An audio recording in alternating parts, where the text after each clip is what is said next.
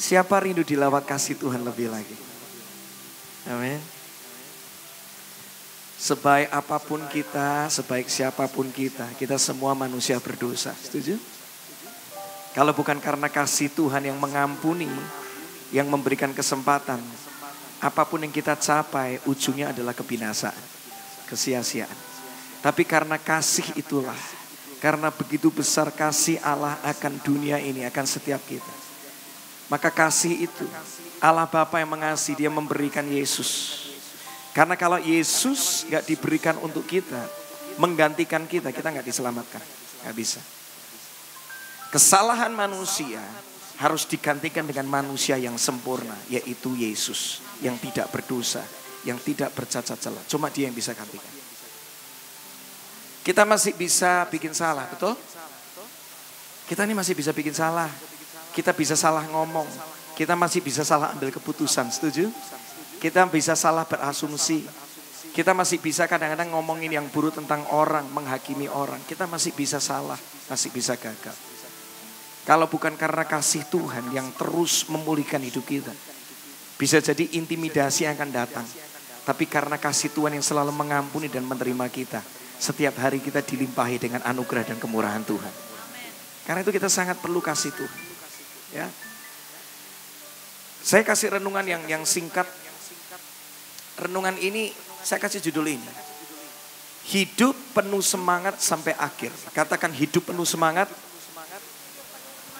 Katakan sekali lagi, hidup penuh semangat. Hidup penuh semangat. Sampai akhir. Sampai akhir. Sampai apa? Sampai akhir. Ya. Kita tuh mesti punya semangat sampai akhir. Katakan amin. Amin. Dan Tuhan bisa melimpahkan semangat itu buat kita. Ya. Yohanes 11, 25, 26 jawab Yesus, akulah kebangkitan dan hidup. Akulah kebangkitan dan apa? Hidup, dia itu menghidupkan. Barang siapa yang percaya kepadaku, ia akan hidup walaupun ia sudah mati. Jadi di balik kematian itu ada kehidupan kalau percaya kepada Yesus. Karena dia sudah bangkit duluan. Dialah yang sulung yang sudah bangkit duluan. Kita berikutnya juga pasti dibangkitkan. Katakan amin. Tapi ini yang seringkali dilupakan berikutnya. Ayat ini dilanjutkan dengan perkataan ini. Dan setiap orang yang hidup. Dan setiap orang yang masih hidup. Dan yang percaya kepadaku. Tidak akan mati selama-lamanya. Katakan amin. Amin. Tuh. Orang kelihatannya masih hidup. Tapi bisa jadi dia sudah mati. Mati apa? Semangatnya. Mati apa? Mati kasihnya. Mati apa lagi? Mati mimpinya. Dulu kalau waktu beribadah awal-awal, mimpinya besar. Aku percaya Tuhan akan pakai aku. Aku percaya aku akan ngalamin ini bersama dengan Tuhan. Tapi waktu berlalu, mimpi yang awalnya luar biasa, lama-lama juga akhirnya bertanya-tanya, mungkin enggak ya? Dalam masa penantian, semangat seringkali juga pudar. Ada orang yang dulu menikah, awalnya ketika menikah janji nikahnya luar biasa. Kita akan bersama-sama sehidup dan semati dalam keadaan susah maupun senang, sehat maupun sakit. Ketika tekanan melanda, badai ketika datang. Awalnya semangat, lama-lama juga keok juga. Karena semangat dari manusia itu terbatas. Kekuatan dari manusia itu terbatas. Cuma kekuatan Tuhan yang sanggup menghidupkan kita. Masih kerja, tapi semangatnya buat kerja sudah gak ada. Dulu waktu awal kerja, berkata, saya akan jadi seseorang yang penting, bersinar di perusahaan ini. Saya gak mau dianggap sebagai orang biasa-biasa karena Tuhanku luar biasa. Tapi dalam perjalanannya, semangat itu mulai pudar. Dan mungkin kau pernah berkata, mungkin aku cuma segini doang. Hei, selama hari masih ada, nafas masih ada, Tuhan masih bisa menambahkan dalam hidup kita. Kepercayaan itu masih ditambahkan. Kemurahan itu bisa ditambahkan. Mujizat itu masih bisa terjadi. Katakan amin. Masih melayani. Tapi semangatnya sudah gak ada, sudah mati. Udah gini aja deh, nggak apa-apa deh. Nggak perlu persiapan. Udah kayak biasanya aja lah. Nggak perlu mikir kreatif lagi. Apinya sudah nggak ada, akhirnya dampaknya nggak ada. Mungkin hari ini semangat hidupmu lagi padam. Karena apa? Mungkin hari ini kau sedang mengalami masalah yang bertubi-tubi. Urusan pernikahan belum selesai, kena urusan penyakit. Urusan penyakit belum selesai, kena urusan keuangan. Dihantam terus masalah. Yang awalnya kuat, lama-lama gak kuat. Akhirnya mungkin kau berkata, Tuhan ambil aja nyawaku. Seorang nabi Tuhan aja bisa ngalamin itu. Ada nabi namanya Elia. Kurang apa dia? Dia habis mengalahkan ratusan nabi-nabi Baal. Habis menang perang besar. Tapi ada perkataan intimidasi menyerang hidupnya. Dia sendirian. Dan akhirnya dia berkata, ambil aja nyawaku. Tuh lihat. Kehilangan semangat itu gak cuma menyerang orang-orang yang kelihatannya biasa. Tapi bisa menyerang hamba-hamba Tuhan juga loh. Orang-orang yang kelihatannya dipakai Tuhan. Ini masalah hari-hari ini. Kelihatannya masih hidup tapi sudah gak hidup lagi sebenarnya. Bisa jadi engkau sedang kehilangan visi. Akhirnya seperti mobil yang puter-puter karena gak tahu tujuan hidup mau kemana. Lama-lama kehabisan bensin. Akhirnya berkata, Tuhan, rasanya sebentar lagi Tuhan mau panggil aku pulang nih. Selesai sampai di sini aja. Kalau Tuhan belum katakan selesai, jangan selesai dulu. Apa yang Tuhan sudah mulai, Dia akan terus melanjutkan dan memampukan setiap kita. Katakan amin. Kalau Tuhan masih kasih kita nafas, nafasnya itu sepaket dengan kekuatan baru dari Dia. Ada seorang teman berkata, jangan kasih titik kalau Tuhan masih mau kasih koma buat kita. Jangan. Tuhan belum selesai dengan kita. Nafas itu mujizat. Pakailah itu untuk memuliakan Tuhan. Amin. Tuhan belum selesai. Amsal 17 ayat 22 mengatakan hati kalau gembira, kalau penuh semangat adalah seperti obat yang manjur. Ya. Tetapi semangat kalau sudah patah itu apa? Mengeringkan tulang. Orang kalau udah kehilangan semangat hidup, semangat menjalani pernikahan, semangat dalam bekerja, akhirnya lama-lama tubuhnya pun meresponi jadi buruk. Imunnya bisa jadi turun. Lama-lama mudah terserang penyakit. Karena semangat hidupnya sudah gak ada. Tapi saya ketemu sama orang. Kapan hari kita sempat nengok dia, hari ini dia udah berpulang. Tapi ini orang luar biasa. Kami sampai belajar sesuatu dari dia. 6 tahun yang lalu, tiba-tiba dia nausa kena kanker ya. Dan itu gak mudah buat dia. Awalnya namanya orang kena penyakit kanker, dokter ngomong, wah rasanya sudah sebentar lagi aku bakal selesai. Tapi Tuhan itu luar biasa. Ketika dia berharap kepada Tuhan, ketika dia memandang kepada Tuhan, semangat hidupnya itu kembali pulih. Yang dokter awalnya memvonis cuma hidup selama beberapa waktu saja, dia masih hidup bisa sampai 6 tahun berikutnya. Dokter pada ngomong waktu itu cuma kira-kira beberapa bulan. Tapi dia bisa hidup sampai sekian lama. Karena apa? Karena semangatnya pulih. Bahkan gak cuma itu. Ini orang ketika sakit kankernya justru bikin banyak lagu. Dan salah satu lagunya judulnya Mengucap Syukur. Ya, dinyanyikan sama almarhum juga barusan berpulang namanya Melita Sidaputar. Dinyanyikan sampai menang penghargaan Anugerah Musik Indonesia. Saya 3 kali masuk nominasi kagak pernah menang. Tapi orang ini namanya Lisa, kita juga barusan kenal. Justru gara-gara dia ngalamin masalah dalam hidupnya, keluarlah lagu kehidupan. Dan lagu kehidupan ini hari ini membuat banyak orang bisa mengucap syukur dalam segala keadaan. Lihat. Karena dia hebat? Enggak. Karena ada kasih Tuhan yang hebat yang bisa menguatkan dia. Kasih tepuk tangan dulu buat Tuhan. Ya. Ada seseorang yang sudah di Alkitab, yang sudah kehilangan semangat hidupnya, kehilangan visinya. Sampai dia kembali menjadi seorang nelayan lagi. Nama orang ini adalah Petrus. Dia dipanggil sama Yesus menjadi penjala manusia. Tapi ketika Yesusnya mati, dia seperti orang yang kehilangan visi, kehilangan pengharapan. Tapi yang luar biasa, seseorang yang udah kehilangan semangat ini, Yesus sanggup pulihkan hidupnya.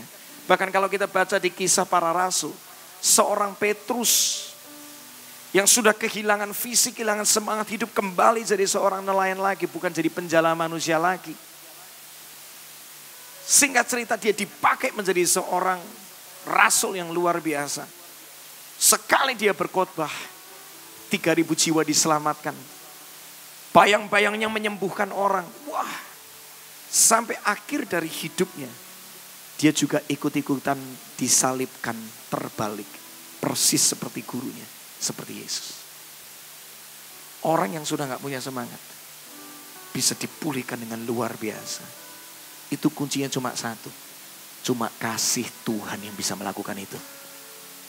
Cuma kasih Tuhan. Ada seorang pendeta dari sebuah gereja besar. Jemaahnya puluhan ribu. Dia menulis buku, udah diterjemahkan sampai ke banyak bahasa kalau nggak salah, sekitar, saya lupa, saya sempat catat di sini. 137 bahasa. Ini orang namanya Rick Warren. Tulis buku judulnya Purpose Driven Life. Dan bukunya itu yang dia ngomong tentang tujuan hidup itu terjual lebih dari 50 juta kopi. Bayangin, ini bukan orang biasa.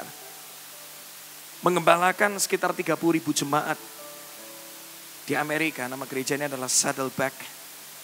Saya sama istri kemarin sempat foto-foto di sana. Saddleback Church, gereja yang luar biasa.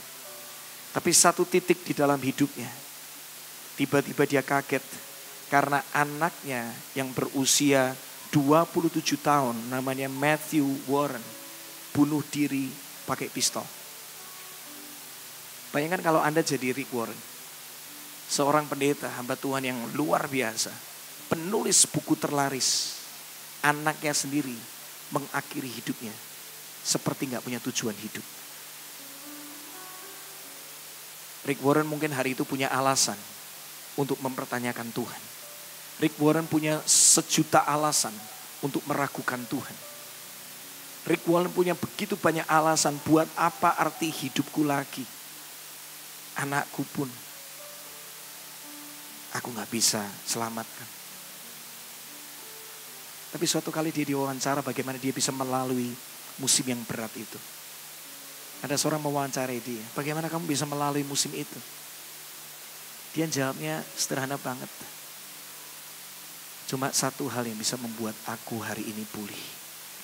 Karena aku selalu mengizinkan Tuhan untuk menyatakan cintanya buat aku. Tiap kali Tuhan mencintai aku, mengampuni aku, menguatkan aku, kasih aku kesempatan, aku gak pernah menolaknya, aku selalu menerimanya. Wow. Dia cuma ngomong kayak gitu. Sampai akhirnya dia ngomong, jadi tujuan hidupmu apa Rick Warren sekarang? Tujuan hidupku adalah aku cuma pengen hidup dicintai sama Tuhan. Wow. Wow. Saya ketika nonton video itu ya, saya nangis loh. Saya nangis, saya ngomong sama Tuhan gini, Tuhan, hidup yang terindah adalah ketika kita tuh sadar bahwa kita tuh sangat dicintai sama Tuhan. Karena kalau orang gak ngerti ini, bisa jadi di balik kegagalannya akan begitu banyak dia rasa udah menyerah, dia merasa gak sanggup, dia merasa gak punya masa depan. Tapi begitu engkau sadar bahwa engkau begitu dicintai sama Tuhan, ketika engkau gagal, Tuhan tetap cinta sama engkau. Ketika engkau gak mampu, Tuhan tetap mencintai engkau. Ketika aku udah merasa gak sanggup, Kasih Tuhan gak pernah berubah sama kita. Ketika hari ini mungkin kau belum bisa mengasihi istrimu, belum bisa mengasihi anakmu, belum bisa kasih yang terbaik untuk siapapun. Hari ini dengar baik-baik. Kasih Tuhan gak pernah berubah buat hidupmu. Kasih Tuhan selalu ada bagimu. Tangkapin. Tangkapin. Tangkap ini. Tangkap ini. Tangkap ini. Minta Roh Kudus bicara dengan kuat saat ini. Nah, apa yang Tuhan lakukan sih dalam seorang Petrus sampai dia bisa dipakai luar biasa, berubah. Dari gak punya semangat hidup jadi punya kehidupan yang luar biasa. Tuhan itu menyatakan kasihnya dalam 3 hal ini. Yang pertama kita baca di dalam Yohanes 21. Kita lihat di dalam ayat ketiga sampai ke-6. Ya. Ceritanya gini. Saya baca langsung ya, ayat 5 aja. Lalu Yesus berkata kepada mereka, "Hei anak-anak, kamu punya makanan apa enggak? Punya lauk pokok apa mbak?" Jawab mereka di situ dikatakan apa? Ada apa enggak? Enggak ada. Berarti mereka itu dalam kondisi kekurangan. Makanan pun enggak ada. Ayat 6 dikatakan. Lalu dia berkata kepada mereka, Yesus berkata kepada mereka, disuruh apa? Tebarkan apa? Jalamu di sebelah kanan perahu, maka kamu akan peroleh. Lalu mereka menebarkannya dan mereka tidak dapat menariknya lagi karena apa? Ikannya begitu banyak. Ini Yohanes 21 adalah setelah peristiwa kebangkitan Yesus. Beda dengan kisah Lukas 5 ketika Yesus panggil Petrus. Ini 2 kisah yang berbeda tetapi mirip kejadiannya. Kita lihat dulu loncat ke ayat ke-11. Ayat 11 ini memperkuat sekali. Yohanes 21 ayat 11. Multimedia bisa bantu. Ini poin penting di sini. Simon Petrus naik ke perahu lalu menghela jalan ke darat. Penuh dengan ikan-ikan apa? Ukurannya apa? Besar. Jumlahnya berapa? 153 ekor banyaknya. Dan sungguh pun sebanyak itu ikannya. Di sini dikatakan jala itu tidak goyang. Kita bandingkan dengan Lukas 5. Yuk kita buka Lukas 5, 5 sampai 6. Kejadiannya mirip. Tapi ternyata ada satu perubahan yang signifikan. Lukas 5, 5 sampai 6. Simon menjawab, "Guru, telah sepanjang malam kami bekerja dan kami gak tangkap apa-apa. Tapi karena engkau suruh, aku akan tebarkan jala juga." Ayat 6.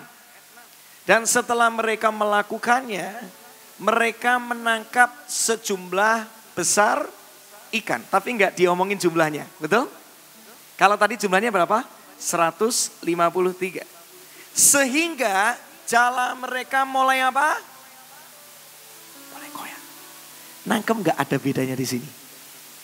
Yang satu tangkap ikan begitu besar. Jumlahnya begitu besar. Ikan-ikannya disebutkan.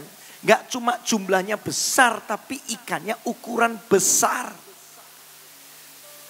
Yohanes 21 mencatat dapat ikan segitu banyak. Jala mereka tidak koyak. Kita tulis. Tapi Lukas 5 mencatat ketika mereka tangkap ikan itu pertama kali. Jala mereka mulai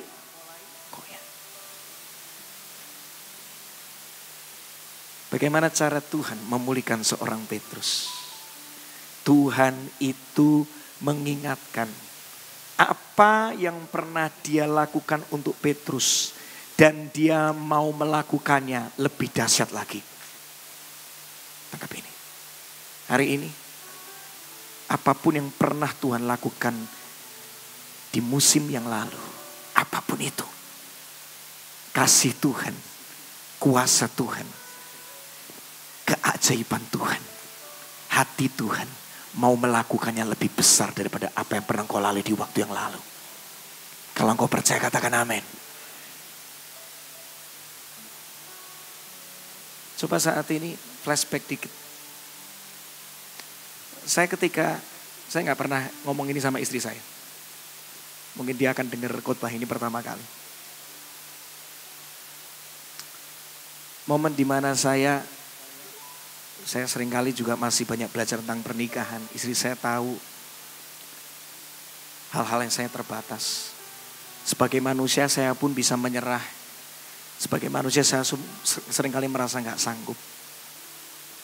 Tapi yang luar biasa gini, setiap saya kehilangan semangat untuk menjalani sesuatu, Tuhan itu selalu mengingatkan apa yang pernah Dia lakukan sebelumnya dalam hidup saya. Dan Dia masih Tuhan yang sama, yang bisa melakukannya lebih baik lagi buat masa depan saya. Suatu kali, saya ketika lagi berantem sama istri, seringkali kita bisa beda pendapat. Seringkali saya gak ngerti gimana saya mesti memutuskan segala sesuatu. Saya tiba-tiba diingatkan sama Tuhan, hari di mana saya menikah. 30 Juli 2013 di sebuah hotel di Surabaya. Saya gak pernah lupa, hari itu ada sebuah lagu yang dinyanyikan. Dan saya sama istri ketika diberkati itu dipeluk oleh gembala saya. Kami nangis sejadi-jadinya. Dan hari itu pastor saya, dia ngomong tentang kata-kata yang menguatkan. Kata bahwa kami bakal dipakai Tuhan. Kata-kata bahwa kami bakal punya sesuatu yang besar yang akan Tuhan percayakan dalam hidup kami. Saya gak pernah lupa hari itu saya nangis. Lagu hari itu yang dinyanyikan, bersamamu Bapa, ku lewati semua. Saya nangis sama istri. Masih ingat gak yang dipeluk berdua? Amin, nangis. Karena gini, saya sama istri bisa menikah, itu prosesnya gak mudah.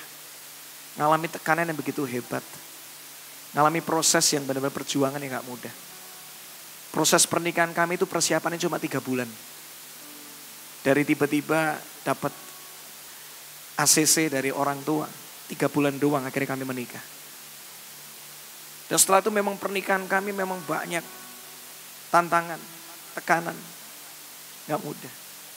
Tapi setiap kali momen di mana saya sudah nyerah, Tuhan tuh selalu ingatkan apa yang pernah Dia lakukan. Dan Dia masih bisa melakukannya dengan lebih baik lagi, lebih manis lagi, lebih indah lagi. Hari ini ingat apa yang Tuhan pernah lakukan, kasih Tuhan yang tidak pernah menyerah buat hidupmu. Dia masih Tuhan yang sama, yang bisa menyatakan kasihnya lebih dahsyat lagi buat setiap kita. Kasih tepuk tangan dulu buat Tuhan. Jadi waktu ketika kau gak semangat, lihat ke belakang. Banyak sekali kisah kasih Tuhan dalam hidupmu. Dan Dia akan melakukannya lebih dahsyat lagi. Amin. Petrus dulu koyak, sekarang jumlahnya lebih besar, tapi gak koyak. Itulah yang membuat dia sadar, kasih Tuhan gak pernah berubah. Tambah hari, tambah dahsyat, tambah hari, ditambahkan terus, tambah luar biasa, tambah indah. Amin. Kasih Tuhan tak berkesudahan, tak habisnya rahmatnya, selalu baru setiap pagi, baru nambah terus setiap pagi. Besar setiamu Tuhan.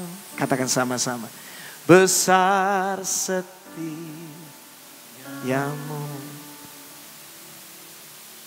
Yang kedua, bagaimana cara Tuhan untuk membangkitkan semangat seorang Petrus? Tuhan tuh kembali ingatkan panggilannya Petrus.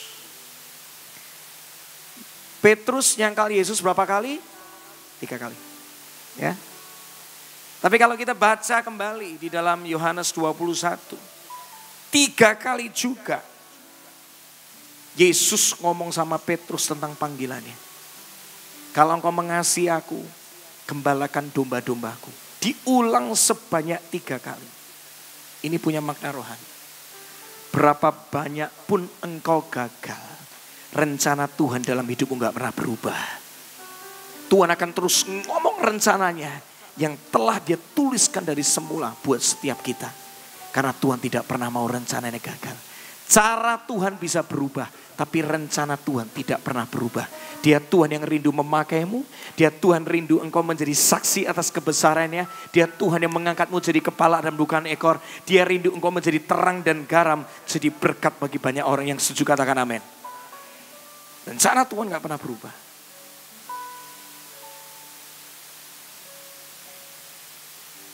Setiap kali saya bikin salah, saya gagal,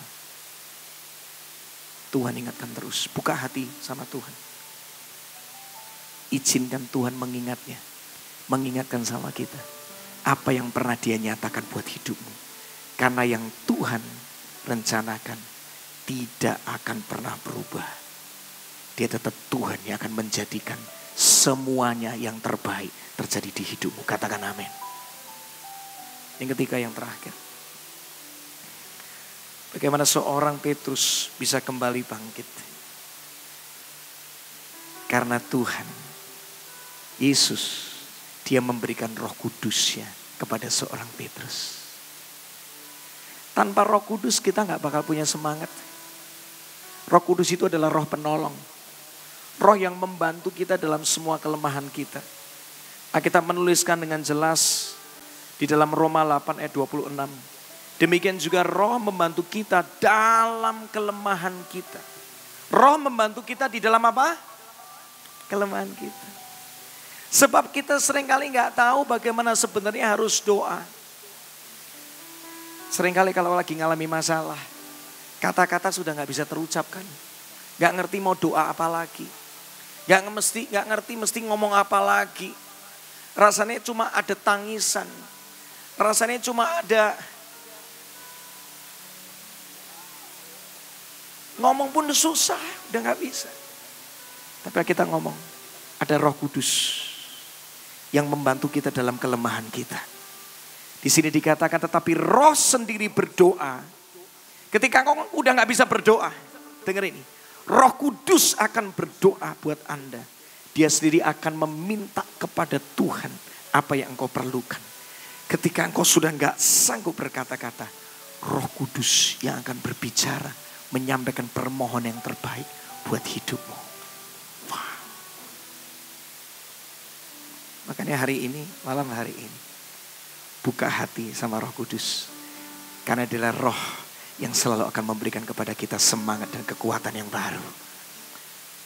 Kita berkata, Kisah Para Rasul 1 ayat 8 mengatakan, kamu akan terima kuasa, kamu akan terima kekuatan kalau Roh Kudus turun ke atas kamu. Kalau Roh Kudus memenuhi kita. Supaya apa? Kita bisa menjadi saksi. Kita bisa menceritakan kehebatan Tuhan, kedahsyatan Tuhan. Di Yerusalem, Yudea, Samaria, sampai ke ujung bumi. Artinya apa? Hidup kita, pengaruh kita, terang kita diperluas. Yang dulunya pengaruhnya ada di lingkungan keluarga, diperluas. Teman-teman kita jadi melihat kebesaran Tuhan melalui hidup kita. Diperluas lagi. Kepada orang-orang yang kita gak kenal. Mereka bisa melihat, kok aku lihat kamu nih beda ya. Kok aku lihat sesuatu, kamu nih orang berbeda. Kamu ngomong, aku kok kerasa damai ya. Ketika kamu bicara, ketika kamu memutuskan sesuatu, aku melihat kamu tuh kok sangat bijaksana ya. Itu bukan karena Anda hebat, tetapi ada Roh Kudus yang hebat yang memenuhi hidup kita. Kasih tepuk tangan buat dia. Makanya kalau orang penuh dengan Roh Kudus, dia gak ketakutan sama hari esok. Karena apa? Dia tahu Roh Kudus selalu ada dan menyertai dia. Dan akan membantu dalam semua kelemahan. Yang kita gak bisa, Roh Kudus selalu bisa. Yang kita gak ada, Roh Kudus bisa kasih yang terbaik buat kita. Malam hari ini, yuk kita punya semangat yang baru. Karena apa? Karena kasih Tuhan dicurahkan bagi kita semua. Yang pertama, ingatlah bagaimana apa yang pernah engkau lalui sebelumnya. Tuhan bisa melakukan lebih baik dari itu. Itulah kasih Tuhan. Yang kedua, selalu ingat apa yang Tuhan pernah nyatakan di hidupmu. Apa yang pernah engkau dapat, mimpi apa yang engkau pernah dapat tentang hidupmu. Dia masih Tuhan yang sama. yang bisa menggenapi janjinya, yang bisa menggenapi rencananya terjadi di dalam kehidupan kita. Karena kasih Tuhan gak pernah berubah, rencananya pun tidak pernah berubah dalam hidup kita. Yang ketiga, karena saking cintanya sama kita, Dia berikan Roh Kudusnya, Rohnya sendiri untuk menolong kita dalam semua kelemahan kita. Kita harus semangat sampai akhir supaya semua yang Tuhan telah berikan kepada kita rencananya tergenapi dan memuliakan Tuhan. Kasih tepuk tangan paling dahsyat buat Tuhan. Mari kita bagi berdiri sama-sama. Bagi berdiri sama-sama.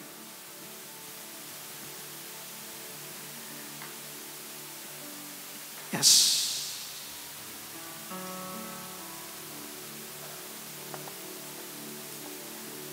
Semangat harus sampai akhir. Saya selalu diingatkan sama Tuhan cuma gini. Ki, jangan pernah jadi orang seperti bangun bangunan mangkrak. Apa yang bisa dipuji dari bangunan mangkrak? Bangunan mangkrak itu artinya apa? Orangnya cuma memulai tapi nggak menyelesaikan sampai akhir. Betul? Cuma bisa memulai, semangat di awal tok. Tapi habis itu kehilangan tenaga, energi untuk melanjutkan sampai akhir. Hari ini saya berdoa. Sampai titik terakhir dari hidupmu. Namamu itu harum.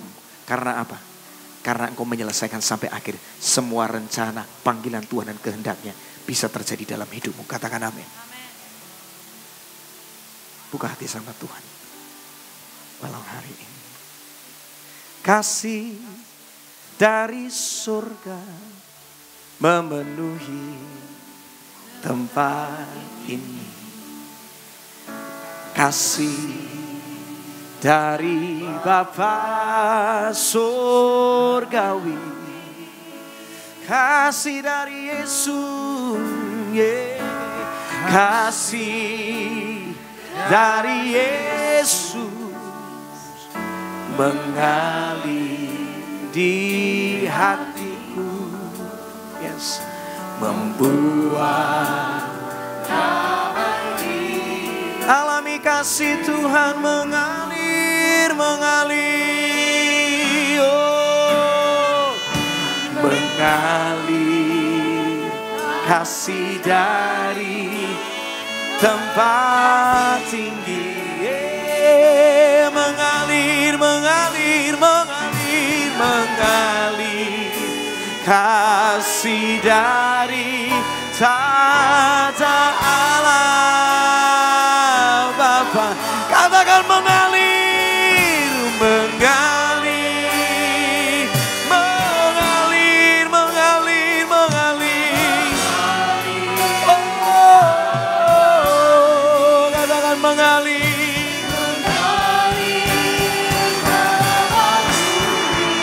Ini kerinduan kami buka hati kami lebar-lebar, kasih Tuhan mengalir, mengalir, mengalir. Kasih dari hujani kami dengan kasih-Mu Tuhan, hujani kami dengan kasih-Mu. Yes.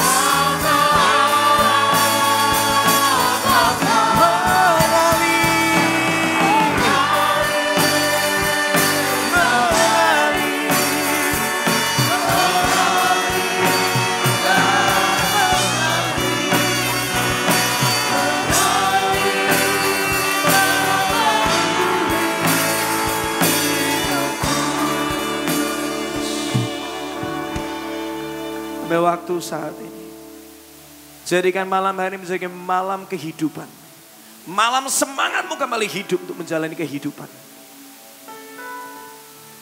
malam kebangkitan terjadi di hidup. Jangan keluar dari pintu itu dan kau belum mengalami kebangkitan Kristus dalam hidupmu. Diizinkan hari ini, malam ini menjadi malam pemulihan. Kalau ada di tempat ini, semangat hidupmu sudah pudar. Semangatmu melayani sudah pudar. Semangatmu dalam menjalani pernikahan sudah pudar. Semangatmu dalam bekerja sudah pudar. Engkau mungkin gak cerita sama siapa-siapa. Tapi engkau sadar ada sesuatu api yang hilang di hidupmu. Api yang membara itu sudah hilang. Ini waktunya menyala kembali. Ini waktunya hidup kembali. Dan kau akan melakukan perkara besar bersama dengan Tuhan. Tuhan belum selesai dengan pernikahanmu. Tuhan belum selesai dengan pekerjaanmu. Tuhan belum selesai dengan keluargamu. Tuhan belum selesai dengan pelayananmu. Nafas masih ada sesuatu yang besar yang Tuhan mau nyatakan di hidupmu. Tambah hari anugerahnya itu bertambah dalam hidup kita. Hari ini izinkan kasih Tuhan memulihkan. Hari ini buka hati, izinkan Tuhan mengingatkan apa yang pernah Dia lakukan dalam hidupmu. Dan Dia sanggup untuk melakukannya lebih dahsyat lagi. Kalau Dia sanggup membuka jalan waktu itu engkau bekerja, Dia masih Tuhan yang sama yang bisa membuka pintu-pintu pekerjaan yang baru buat hidupmu. Kalau waktu itu engkau merasa bahwa aku rasanya gak mungkin bisa dapat kerjaan ini. Tapi hari ini mungkin engkau sedang ada di titik rasanya, aku kok gak ada kemajuan. Ingatlah, Tuhan masih Tuhan yang sama yang bisa membuka jalan-jalan yang baru. Dia bisa melakukan lebih dahsyat daripada itu. Itulah Tuhanmu. Kalau mungkin ada di tempat ini, yang pernikahanmu sedang alami namanya pasang surut. Kau sedang kehilangan arah. Ingat kembali bagaimana engkau waktu itu menikah. Ingat kembali bagaimana Tuhan pernah pulihkan pernikahanmu. Tuhan masih Tuhan yang sama yang bisa membuat segala sesuatu lebih indah daripada hari itu. Sebab Dia Tuhan yang menambahkan. Ingatlah kasih-Nya. Ingatlah kebaikan-Nya. Dan Dia bisa melakukannya lebih lagi. Lebih manis lagi. Buka hati sama Tuhan. Katakan, aku mau mengalami kasih-Mu Tuhan kembali. Aku mau mengalami cinta-Mu lebih lagi Tuhan.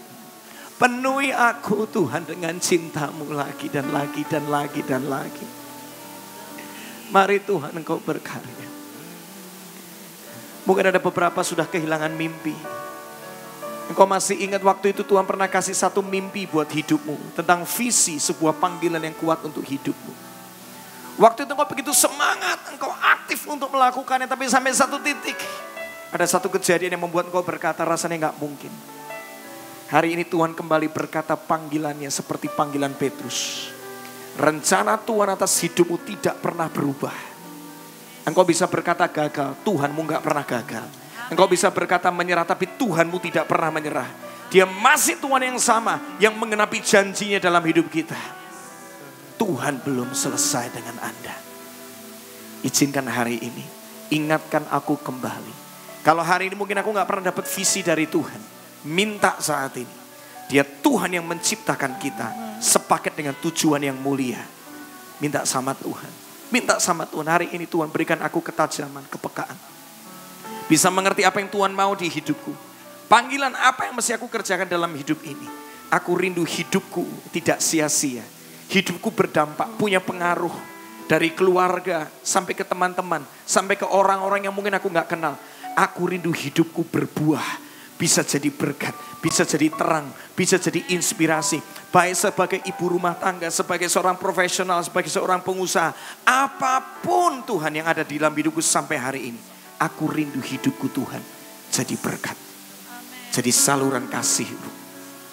Tuhan, menceritakan perbuatan. Mari Tuhan berbicara kembali. Yes. Yang ketiga. Buka hati, minta Roh Kudus penuhi. Ketika semangatmu pudar, ada satu pribadi yang akan selalu bisa menguatkanmu dalam segala keadaan. Namanya Roh Kudus. Dia gak pernah tinggalkan. Dia menyertai kita selama-lamanya. Dia membantumu dalam semua kelemahanmu. Apapun yang merasa engkau lemah, engkau mungkin lemah di satu area tertentu. Mungkin kau lemah di mata, mungkin kau lemah di perkataanmu. Mungkin kau lemah di dalam tindakanmu, keputusanmu. Mungkin kau lemah di area sana. Yes, hari ini izinkan Roh Kudus. Penuhi aku Roh Kudus. Aku gak kuat, aku terbatas. Tetapi Engkau Roh yang tidak terbatas. Engkau adalah Roh yang perkasa, yang bisa memampukan aku dalam segala keadaan. Engkaulah Roh sukacita itu. Engkaulah Roh damai sejahtera itu. Engkaulah Roh kebijaksanaan itu. Engkaulah Roh penguasaan diri itu. Aku perlu Engkau Roh Kudus. Kunci untuk mengalami Roh Kudus cuma 3 hal. 1, percaya. Engkau mesti percaya. Siapa percaya dia akan menerima, akan dipenuhi. Yang kedua, Alkitab katakan dengan jelas, kunci untuk bisa ngalamin Roh Kudus, minta. Minta aja, minta terus dalam segala keadaan. Dalam segala keadaan minta aja. Saat ini kalau engkau memang perlu dia untuk menolongmu, menghiburmu, menguatkanmu, minta aja, katakan Roh Kudus. Masing-masing pribadi jangan cuma tersimpan di hati. Kalau memang engkau memerlukannya, akses itu terbuka untuk kita. Karena memang dia diberikan untuk kita. Katakan sama dia, Roh Kudus, penuhi aku, penuhi aku, penuhi aku, penuhi aku, penuhi aku. Hidup cuma sekali, jangan jadi orang biasa. Roh Kudus membuatmu jadi orang luar biasa. Hidup cuma sekali. Pakai akses itu. Jangan sampai akses itu, koneksi dengan Roh Kudus, jangan sampai disia-siakan. Yang ketiga, kita katakan hauslah. Selalu rindukan dia. Terkoneksilah dengan dia setiap waktu. Rindukan dia. Ketika engkau merindukannya, jangan kaget, kekuatannya akan selalu ada di hidupmu. Ketika engkau selalu merindukannya, jangan kaget, hikmatnya, kebijaksanaannya, selalu kasihnya akan selalu berlimpah di hidupmu. Connect terus dengan dia. Terima kasih Roh Kudus. Berkaryalah mulai malam hari ini. Kami tidak lagi terpuruk dalam keadaan, tapi semangat kami kembali hidup. Dan kami akan melihat hari esok kami penuh dengan kemenangan. Hari esok kami penuh dengan mujizat Tuhan. Hari esok kami penuh dengan kisah keajaiban Tuhan. Terjadi dalam hidup kami, keluarga kami, pernikahan kami, anak-anak kami. Apapun yang kami kerjakan dipenuhi dengan kedahsyatan Tuhan. Kami terima malam hari ini di dalam nama Yesus. Katakan sama-sama. Amin. Kasih tepuk tangan yang luar biasa buat Tuhan.